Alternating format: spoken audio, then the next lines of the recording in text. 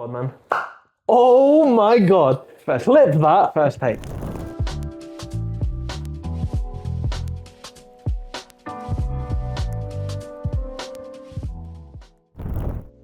How's it going, everyone? My name is Woozy Pictures, and I'm welcome back to another video. If you're new to the channel, my name is Mahesh. I am a commercial finance accountant, currently working towards my chartered accountancy, living and working around London. And I want to welcome you to the first episode of Woozy and Wise. It may change, but for now, we'll go with that.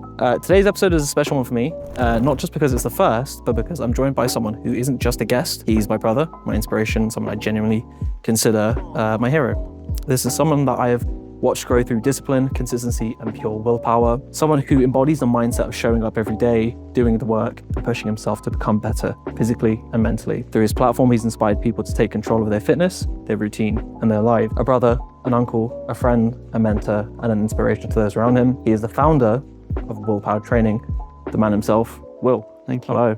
Bro, just outed me as an old man. Uncle. Let's try that one in there, didn't you? Now, before we get too serious here, I'm going to highlight some of his key achievements. Oh. So, this is a man that has competed in Fit as Farmer, High Rocks, and Strongman. He's pivoted his career from working in agriculture and farming into fitness and health. This is the same man that knows what The Rock is cooking. He single-handedly beat Jiren in the Tournament of Power, and if there was a discipline stat in real life, this guy somehow maxed it at level 100, went to New Game Plus, leveled it again, and decided to call it a day. Jokes aside, I'm genuinely really excited for this conversation. Today we're going to be talking about discipline, motivation, building a strong mindset, and what does it really take to push yourself beyond the limits. So sit back, relax, and let's get into this. This is Will from Willpower Training. Welcome. Thank you. Now, Welcome. before we start, I'm going to try and crack open. Today's beverage is a Diet Coke. Matt Pat would be proud. He would be indeed. I miss him, man. So let's get one open. Oh. All over my leg. That is for us. Not quite Pepsi Max. It's not quite, but what we'll do for now. Maybe next time. Hopefully by at least second, third future episodes. Second and third episodes, we'll figure out camera arrangements and mic arrangements and everything. But for now, I think I'll start with like an overall topic or like an overall point to go from this. So you and I, outside of this, we talk about discipline quite a lot, but I think given the way our lives are, it's, two different industries, but like even as similar as we are, like discipline, in my opinion, looks different to everybody, and it's not necessarily the same for everyone. Like at a bog standard, the idea of discipline is something, right? But how you interpret it, not just as a human, but like how you implement it into your life, how you implement it into your day-to-day standards, I think it's different. Where do you think, actually, people get confused about what discipline actually is? I think a lot of the problem is, not personal experience, but people around me that I've grown up with, it's easy to talk about doing the thing, and it's very different to actually doing the thing. If that makes sense. There's a lot of people around me that like to talk a lot, but they don't do anything. Speak less, do more. I don't know if it's a study or there's something, or just a general idea of talking about doing the thing elicits the same response in your brain to actually doing the thing. So the more you talk about it, the more it feels like you've actually done something, but you haven't actually done anything. So would you say in your career, and even now when you're training a client or going through just anything day to day, whether it's friends or family, do you focus more on the aspect of doing it or on the aspect of coaching the person to be able to do it on their own? And how does that work for you personally? Like where does your mind go to first? Is it more so coaching yourself to believe you can do it, or are you more of just like let's just do it and let's just get on with it? I think it's more let's just do it and get on with it and find ourselves along the way. Obviously it's different from person to person and different to coach different people. But the idea I think with coaching is some people need to be held accountable, but after a while it's going to sort of, I guess, rub off. So they'll pick it up along the way, and then they'll be able to take it and run with it and hopefully pass it on to others. And it's like chain reaction. Yeah, I guess like being a proud parent, to be like, oh, I did that. It's easier to help someone else be disciplined than it is for you to be disciplined in yourself. If that makes sense. Do you think that elicits a response so that in a way you're kind of like, it's the dichotomy, because then you're almost doing the thing you swear not to do, which is to tell that person to be disciplined. Yeah. But you almost can't do it for them because they need to be able to do it. Maybe I'm like, it's the thing in my head right now is what's his name? Infinity War. I lead others to a treasure which might possess. Red Skull. Red Skull, yeah. I forget what character he's playing, but I know. Yeah, it's kind of like that. Yeah, that sort of thing. The way I can see it in my head. Yeah. In the hopes that they can get it. Yeah. Right. Okay. So I guess that kind of segues nicely into a big part of that discipline is focus, right? Like in my opinion, to be disciplined, you have to be focused to achieve it. As it currently stands at this point in time now, how would you define focus, and how would Will from 5 or 6 years ago define focus? Has your relationship with it changed, and in proxy that relationship with discipline, or has it actually stayed the same? If anything, just deepened? And where did you realize, if there was a change, where did you realize that the change was needed? I was actually thinking about this recently, but it doesn't mean I got the answer straight away. I don't know why I was thinking about this recently. That's actually very strange that I thought, because I didn't know that was coming up. I genuinely was thinking about me from when I was on the farm to I am now. I think that was more of a lifestyle thing where the focus has changed, because on the farm, obviously, I actually had a routine. I was up at the same time every day, working until the same time most days until the summer came. But it was more of a, I think 5 to 6 years ago, it was, I've got a job to do. It's not finished until I'm done. That makes sense. Or I'm not done until it's finished. Whereas now it's, I have to find the job to do, and there's no restraints. Like, I'm the one having to tell myself, so I need to be. I think that's how it's focused, in more so maybe because of age and experience, but also because of lifestyle change and career change of me having to be my own boss. It's like, well, I need to do this for me, not for someone else, which should be a bit more of a motivator. But I suppose going back to the whole coaching thing, it's easier to have someone tell me what to do than me trying to figure out what I've got to. So I suppose there's a few more steps involved in it. That's actually a really good point. I was going to say, I think, at least seeing it from a sort of an outside perspective, is the switch from not employment to self-employment, but from having a boss to being your own boss. And that focus is now, focus as subtraction, not intensity, because that subtraction is now, there is no one to manage your workload other than you. Yeah. So then I guess the parallel there is now, not that you would have someone to blame, but like you said, on the farm, there was a job to do. The job was expected to be done. So you had to kind of work against like a KPI or like a performance measurement or something. Now it is very much, this business will not move unless I make it move. I am quite literally the only person that can do this. And obviously later down the road, if you scale the business up and you have people that work for you, it's their job, and then you kind of go back into the same employment routine, but like you're at the top of the ladder now, in a weird way. But that's I think quite an interesting perspective, because that's where I was thinking about more so that being a self-employed personal trainer, you almost have to coach yourself. And I know you've taken on some of the sort of coaching, I don't want to say courses for how to scale your business, and whether that's through the James Smith coaching course. That in itself is almost like keeping you accountable still, and then whatever lessons you take from that, it's funneling it down into your clientele. I think that's a nice way to actually segue into, I guess, the second block, which is, we've spoken about this before, but you approach fitness as more of a tool rather than an identity. And in today's sort of day and age of technology and social media, a lot of it is quick form content that is like taking information, digest it, call it a day, and it is more of an identity and like a shtick. And there are people out there that do science-based lifting and go down a more methodical route, which is how you're approaching it. And I guess that's maybe a part of the mentor program that you're in as well, where a lot of it is actually hold on, slow down, make it interesting, digestible content, but use it as a tool. Where do you think in your personal life that the training aspect of it has supported you in your life, and how has it supported you in making fitness as a tool? So actually going to the gym, working out, that's what we're... Yeah, so in a personal manner, and then I guess a business manner, how do you try to steer your conversations and your like, not alter ego, but like willpower training? How do you try and make it more, like how do you shape your content around that? Obviously being a personal trainer, makes sense to have it around that. But my personality is more than just the gym, right? So I'm not a robot. And I feel like, especially now with how the scope of social media is, it's more people don't necessarily they follow for you, and I'm not just the gym. So it's quite boring if my personality was just gym. I'm a bit more interesting in that. I think I'm a bit more interesting than just, I benched this today. What did you bench today? And I am will-powered. So I don't think there's any difference. I think me and will-powered, we're one and the same.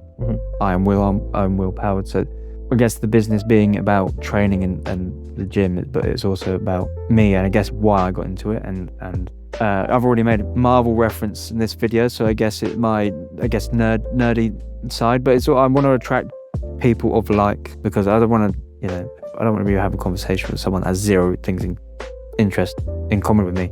So that's hence why you can't see the kanji I've got on the back. It's like some people will think it's cringy, but some people think it's cool. And it's like, okay, people think it's cringy, off you go. Like if you think it's cool, come and join the crew. I guess you wouldn't necessarily, if they don't find interest in it, but they still want to train with you, it's not like you're turning them away. It's more just like there's like a personal touch to it, and it's like if you get it, you get it. If you don't, it's fine. If you don't get it, but like it beats the very standard like eat your chicken and rice, train 4 or 5 times a week, do your step. Like it's that plus more, and that personality is where people are drawn to because they feel comfortable with you and they see it as like you're using it to you're giving them the tools to be able to go away and take it into their day-to-day lifestyles rather than being like, here's a program, see. And if we can understand each other on more of a level of just me saying, here gym, here exercise, do this, it's more enjoyable for both people involved. They're not a robot, I'm not a robot, and I feel like if you have that sort of rapport, that relationship, you're more likely to take on board what the other person's saying. I think, again, and people feel more comfortable as well. And that's it. I think the comfortability aspect is where your, client retention is going to skyrocket, right? Because if someone's comfortable with you and they book 12 sessions, chances are they will want to book 12 sessions again. They're obviously getting the progress and they're seeing the improvements, but also they become functional, they're lifting, they're healthier, they've taken away life lessons. If anything, they rub off life lessons on you and it shapes you into what about training and like how that continues over the years. But that consistency versus your bog standard PT who is just intense and is, like diamond gym level kind of. If you want a drill sergeant, join the army. Like, we're in a gym. Yeah. After this, you're probably going to McDonald's. Yeah. But you're not telling me about it. Yeah. Like, hello? In that sense, then, how do you personally, and with your clients on the side as well, how do you handle when you missed a session, and how does that affect your consistency? Like, how do you make up for it, or do you say, look, sometimes we can be inconsistent, that's what it is? And then how do you tackle that with your clients as well? The way I look at it is, there's 7 days in a week. I don't train 7 days a week. I train 4 or 5. If I miss a day, I'm like, well, there's 6 more days. Well, depends what day it is in the week. But there's this many more days in the week for me to get the training session in. That just means my rest day's today, and it's not gotta adapt. I know some people, I don't know, maybe it's autism, ADHD. Some people are like, no, I missed my push session on Tuesday. What am I going to do? It's like, well, okay, see, hang on a minute, because that's me. Whereas like, it's Tuesday, you've missed Tuesday, okay, well, come in Sunday then. You know what I mean? True. Most gyms are open 7 days a week. A lot of gyms are open 24/7. It's like, you miss a day, then you just make up for it the other day because you still got one bad mile doesn't make a bad marathon. What's the thing you always say to me? It's a bad session is one that never happened. Yeah, the only bad session is one that never happened. Yeah, that's one that's stuck with me quite a bit, which is just showing up is already like 95% of the work. Yeah. Some people haven't got off the sofa yet.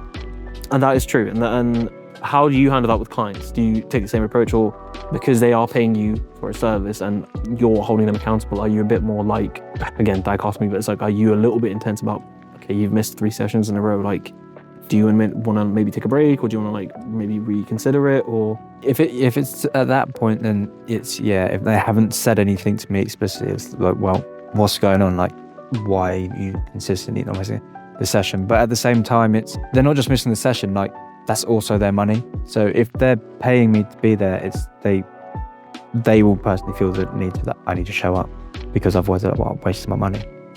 But yeah, once off, it's like one bad marathon doesn't make a bad mark. 26 bad miles do make a bad marathon. So The whole thing. So, after a few bad miles, it's like, well, okay, hang on, this is going to make a really bad marathon in a minute. What's going on? On everything that we've talked about, that level of honesty is something that you've kind of learned to unlearn from discipline, because with discipline, there is that intensity, right? Which is, it's hardcore. It's, I have to show up 4 days a week and I have to eat my veggies and I have to do that. Whereas here it's a bit more like, no, there's honesty within that, but then there's also like honesty within, no, but you know what, I'm ill. I actually have to take care of my health. Or for those that have kids, I need to look after the kids. Maybe I'll go for a walk instead, just to keep some sort of movement. And it's okay. It's not always going to be possible to train 4 times a week. That's just life. It ebbs and flows. That's normal. Yeah. You have a holiday. You don't need to train on holiday. You've been working the other 50 weeks of the year for 2 weeks off. Enjoy the 2 weeks off. Don't stuff your face. You've literally been at the grindstone for the rest of the year. This is your time to just not train and not think about your calories and just enjoy life. Take the foot off the pedal. Foot pedal, exactly. Then there are some people that on the other end like, no, you need to train when you're on holiday. Yeah, your foot's not been on. Yeah, I do it, not every day. I might once or twice from away, but it's not like I feel the need to go. It's like, I want to go, but then I'm going to go and eat some dodgy fried chicken. I was going to say 20 kilos of, and then I guess going back to what our conversation earlier in the video is life stages. So I had asked earlier, how would you define sort of discipline nowadays, and how would you define discipline a couple of years ago? How do you think discipline changes with responsibility? And obviously your responsibility changes as you grow older, right? Your discipline at the age of 20 is going to be very different to your discipline at the age of 40. Yeah. In most cases. How do you, for you personally, not 40, it's not 40 by the way. 25. No. How do you think at, say, 18 to, at 27, nearly 27. Not quite yet. There's recording. I'm not 27 yet. So brush my life away. Okay. From 18 to 26, how do you think discipline has changed for you personally? And what advice would you give to Will at 18 that you've learned now that you think would be really, really useful? I think the biggest part of that is life changed quite a lot when I was 18. Discipline there was actually having someone hold me accountable, but now it's obviously I'm holding myself accountable. It's confidence. I think it's more confidence. Growing up, I was not a very confident person, but obviously between 18 and now, I'm a lot more confident, and it's more of have faith in yourself that you can do it. Because I never did a lot of things that I wanted to do because maybe not because of discipline, but it was more of I lacked confidence. So I was like, well, I'm not gonna try. That sort of thing. Whereas now it's like, well, let's see where this goes. It's like, time's going to go by anyway, whether I try or not. So might as well put some effort into it. And at least you go back with no regrets. I think it's interesting, like, having seen it firsthand from, like, literally, like, we were on Discord and it's like, hey, this job's available for, to work in the gym. And I'm like, go for it, like, just do it and go through the whole process and get the job. And, you leave the farm and do this. And you kicked off Willpower, and, like, been able to, like, watch the whole journey, like, quite honestly, hand on heart, it is 100% that, like, to see you grow and flourish and to continue to see you grow and flourish has been such a blessing in disguise, because it's rubbed a lot off on me, on seeing someone grow and wanting me to grow. And there's that, like, that inspiration that's there. The change for some people, it's going to be gains, it's going to be loss, whether that's personal or financial, whatever it is. There's always a canon event that happens. I was trying to think of the I can't remember what's Miguel's tune. I can't remember how it goes. Yes, it. Everyone has that kind of event, right? And that is the moment where the light bulb kind of just, like, flicks on. And for some people, that could be in their 20s, it can be in their 30s. Like, mine is quite literally happening right now. So it's just insane to say that, but, like, must have been the wind. No, and some people it's, like, really early in life. For some it's really, later on in life. Yeah, everyone's at their own chapter. Yeah. On their own path. Everyone at their own timeline. That's exactly it. Comparison is the thief of joy. Yeah, 100%. And it's human to compare, right? But it's also human to step back sometimes and say, no, like, this is my story, my timeline. Whatever's happened. It's just, I'm gonna do my own thing. Okay, so on that note then of getting the idea now because of I'm gonna do my own thing.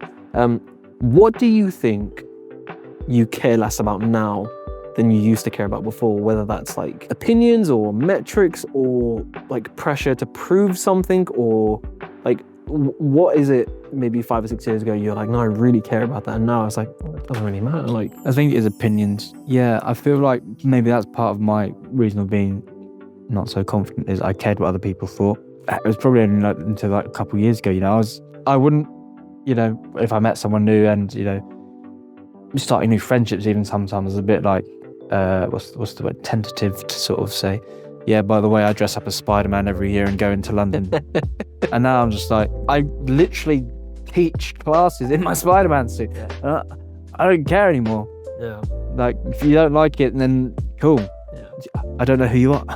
No, Your opinion doesn't affect me, And that's cool because, again, having seen it in person, like, people love it. It's so it's so bespoke, and it's, like, I'm sure maybe other people have done it as like, Halloween's or whatever, like whatever it is. It's like the idea of it may not be new, but the fact that you have brought it to the table in a place where I don't think it's ever really been done, but with your twist, and people know that it's you as the identity rather than it, being a facade or whatever. Yeah. I think is where, again, comfortability comes in, and that's why people keep returning. So they say buy cheap, buy twice, but in your case, it's quality, and that's why people keep returning. Yeah. And that translates to word of mouth, which then means more sales and et cetera, but at the core fundamental, you're doing it correct because you're focusing on the quality of it rather than just spewing out cheap PDFs or, whatever to scale.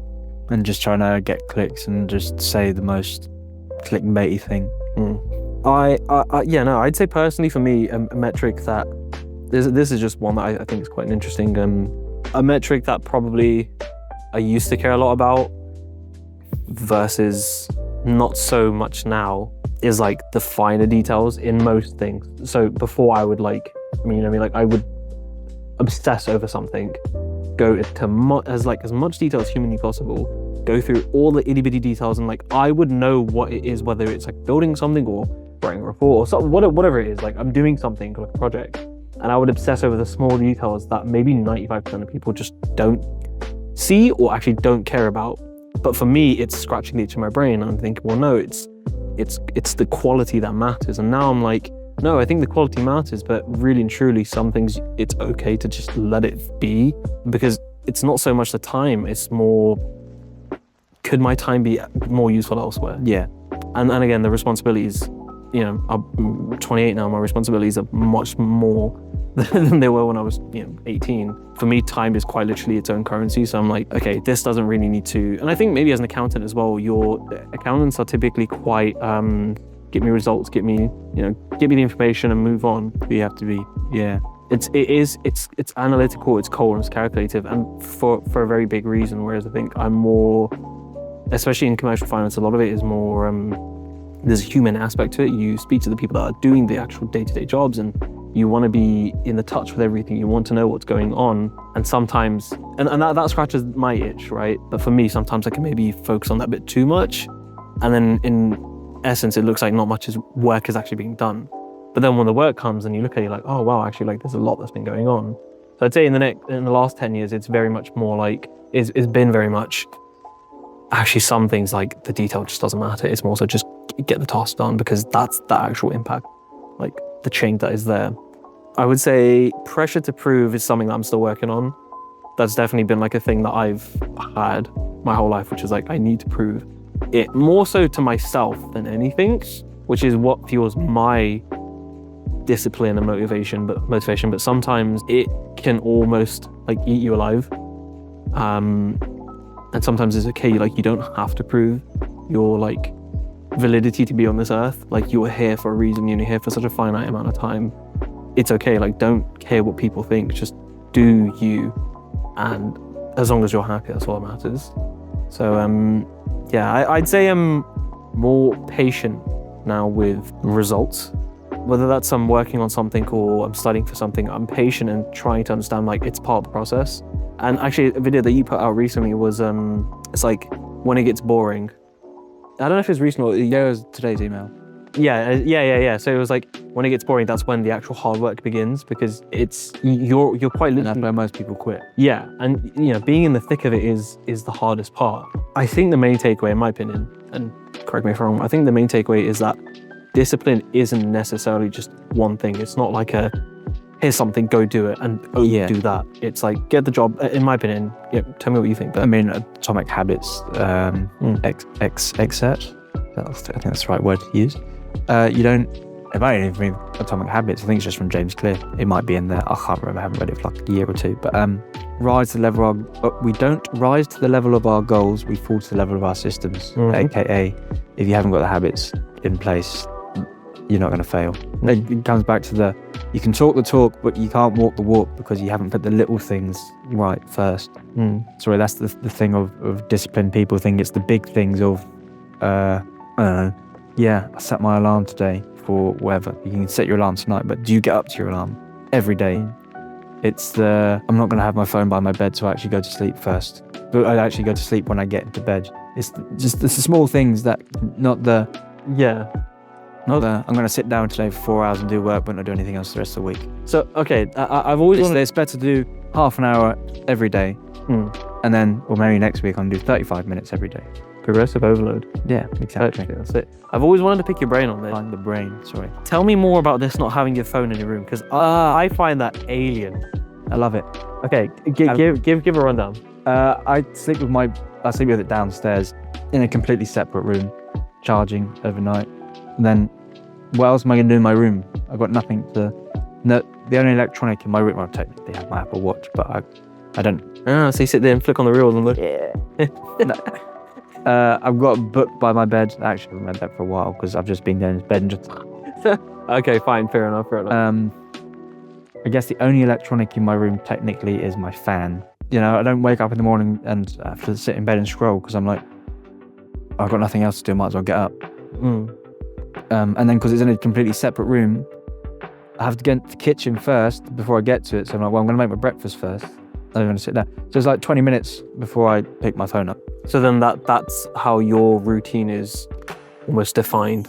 Yeah. Like sounds silly, but like there's a product at the end of it, which is my phone. Yeah. It's like, well, I want my phone. Well, the barriers in front of me I have to get through first before I can get it. And then to get to bed, it's, well, the charge is here. So you leave my phone there, otherwise it's going to be dead in the morning and I need it. So I put it on charge and then I'm like, well, then I'm going to go shower. By the time I've showered and washed and whatever, it's like 15 minutes and I guess I'm unwinding because I'm ready to just go. Your routine is almost just trying to reduce distractions. He who says when he puts the 10-minute timer on all of the apps and he always clicks remind me in 15 minutes. Wait a minute. Something's not right here. We as humans digest content, right? So that's social media, TV, movies, whatever. A lot of that is made with purpose, and that's maybe to inspire or to tell a story or to raise awareness to something, and that can be political, it could be comedy, it could be sad, it could be whatever it is, right? There's an emotion that's attached to it, and one of those is inspiration, one of those is motivation. So for me personally, we saw Superman last year, loved it, great movie, Very good. iconic character. We love. Some people out there don't agree. You know who you are. You know who you are. You know who you are. One of the pinnacles of superheroes, quite literally, I'd say, on the Mount Rushmore of superheroes. Personally, for me, Spider-Man, Superman, Batman. Oh God, this is tough. Captain America. Yeah, okay, that was the name I was thinking of. Yeah. And then behind all of Goku. Anyway. Oh yeah. And Goku's just looking down at everyone. But for boys and girls that grow up, we grew up with Marvel and reading comics and everything. Motivation and anime and everything like that. Motivation comes in multiple forms. Some people are motivated by money. Some people are motivated by property and assets. Some people are motivated by having like a large family and having people around them and networks. And some people are motivated by anger and like whatever it is. What would you say is your biggest the thing that inspires you the most, gives you your motivation and gives you that reason to wake up every day and be like, today's the day? I guess there are a few things. One of them being is, maybe it comes with the what's occupational hazard or habit? I don't know. I'm competitive. I don't vocalize it, but in my head, I'm always thinking, like, if I'm in the gym and I see someone's lifting a heavy weight, I'm like, yeah, I can do better than that. And then he's lifting heavier than me. It's like, I will do better than that. Yeah. Or when I hear somebody else has done loads of work, I'm like, damn, I can do that. Do you know what I mean? Yeah. It's kind of like, maybe it's not to outdo someone or make someone look bad, but it's more so of, If they can achieve it, why Yeah. can't wanting to be the best in the room, not to belittle anyone. It's again the thing, like, cool. Guess it's like, maybe it's influenced by Goku, who's like, damn, this guy's stronger than me, or this guy isn't stronger than me. Have you ever trained? I just keep seeing that clip of Moro on Twitter. I? Because, you know, Super 2's coming out this year. Finally. But yeah, maybe it is. Maybe literally just thinking of it now. Maybe it is literally from growing up watching Dragon Ball Z. I don't know, at least 20 times in my life, probably more than that in my lifetime. Of Goku being like, wow, that guy's strong. I want to be better than him. Putting in the work to be better than that guy, and it's like, wow, he wants to be the best in the room. Then he wants to find a room where he's not the best, so he can be the best in that room as well. And then maybe that was fueled it. Looking at the future and what I want that to look like. So I want to be able to provide for a family. So it's like, well, that starts now. Like, it doesn't start when the family's here. I need to be able to provide now for when it arrives. Build needs to be ready also that you already have a place for them to come to, you know, fictional characters is one of those things. What about non-fictional characters? People that are in your life, is there anyone? What, that motivate me? Well, you, Aiden, the boys. Aiden's got his own place now. It's like, that's pretty damn cool. Yeah, no, for sure. If we're talking wider, like people that I don't actually know, I mean, I do know this guy, Ross actually. I don't know him. I've met him. That guy's doing things that aren't humanly possible, and it's like, well, I guess I should work a little bit harder then. Like, this guy's literally swimming for 52 hours straight. He's swimming around countries. So, well, maybe I could put in a couple extra hours work a week, you know? So if he's doing that, well, the least I can do is a bit of work on a Sunday. I'd say personally for me, fictionally, it's gonna have to be Spider-Man. Like, that is. Oh yeah. I mean, I've got Always get him back up. always got to be number one. Like, he has taken ridiculous amounts of hits and has always just come back up. One clip I keep seeing on Instagram and Twitter is the clip of him going, I'm tired, I'm hungry, Yeah, thirsty, his fight with I Morlan. just want to go home. Yeah. And can I just please, for the love of God, this be somebody else's problem just for a minute? But then I remember, no, it can't. It has to be me. It's like, and I think to myself, can I just this once, can I just let it go? Can it please be somebody else's problem? No, it can't be. God, I'm tired. I'm so tired. Yeah. And then he fights Morlan. Spoilers, he dies. So, shock. But the takeaway is, like, you know, never like giving up, right? And like not knowing when to quit for the right intentions, but not knowing when to quit because there is no such thing as defeat, right? And that can be most media is like I said, is translatable. So you think about movies like Pixar. So was it Soul? The movie had Jamie Foxx in it, and it's to talk about he loses his soul and then he gets his soul back at the end, and it's about him Didn't watch that one. appreciating life. You got the one that's with the fire and water. I forget what that one's called, but it's like What's that one? okay. Inside Out? I don't know. Oh yeah, Inside Out is obviously so huge on emotions, right? And Someone cars? Cars? Can you link cars into oh my god, man, Lightning McQueen's the GOAT. That's the best one. He doesn't give up, you know. He How has no one seen it? thinks he's a hot shot, and then he gets, You are. Sorry. Just calling people out. you know who you are. You know, yeah, Lightning McQueen, he gets knocked down, and then he gets, you know, gets reality check. Realizes that, you know, where he thinks he's in a small shanty town, actually, like, there's a literal goat living amongst them, like, you know, beheads, and that's it. And Rest in peace. rest in peace, man. But jokes aside, like, the aspect of it is you can find motivation within everything if you choose to seek it. And some people don't, and they're blissfully ignorant about it because they don't want to be motivated. They're just happy to live their life at a static pace. Yeah. And kind of just cruise. Yeah. I think a good example of that is like Superman. No one wants to look at that for motivation because, well, he's the guy that can do everything. Yeah. But like literally the last movie explains sort of his turmoil of, well, yeah, I'm not from this planet, but like Yeah, and the reason I was here was I am wrong. still human, Yeah, but like I'm trying to help you guys, man. yeah, a god walking amongst a man, and he's kind because he wants to be kind, and he doesn't shrink his values to appease those around him that are Yeah, he doesn't try to act better than anyone. exactly. He doesn't hold himself above anyone. No, and then you look at Spider-Man. Everyone wants to be Spider-Man, but no one wants to be Peter Parker because he has a pretty tragic life. Yeah, think about it. Yeah, I think Will Smith. Will Smith quotes. I think the Marines say, "Everyone wants to go to heaven, but nobody wants to die." And then there's also, I'm going to butcher this. I think an Elon Musk quote of, "Everyone wants to like be Elon Musk and have his money, but he said no one wants to be in my brain because it's a storm." Chris Williamson condenses it down to, "You want to be your heroes, but not something you could foot the bill for," or something like that. You wouldn't be able to pay the price of being that person. You see what you see is not what It actually, yeah. and that goes all the way back to our original point of talk the talk, but you can't walk the walk. Yeah. And that's where it's hard to translate motivation without putting the effort in. So to wrap it all up, is discipline does not actually look like, it doesn't actually look the same to everybody. Yeah. Some people have different amounts. Some people are consistently consistent. Some people are inconsistently consistent. Like it shapes and it's different, but how you translate that to yourself, you also then translate that into your business. And that is quite clearly shown. Whether I've seen you PT people or you PT clients or you PT me or our family or whatever it is, like you're consistent about it because that's how you are. That's how you hold yourself to a standard. And there's some beauty within that. Without, not just knowing you like as my best friend, but like it's so cool to just see how the way you are in your business. It's not like there's no your personality. It's just you through and through, and I think there's something really beautiful about that. So keep doing what you're doing. And I honestly think that's the main takeaway from it is if you could wrap all of this up into one quote, how would you? I was just going to say quickly on the point of you saying no dual personalities. It's just a lot of effort trying to pretend to be somebody else all the time.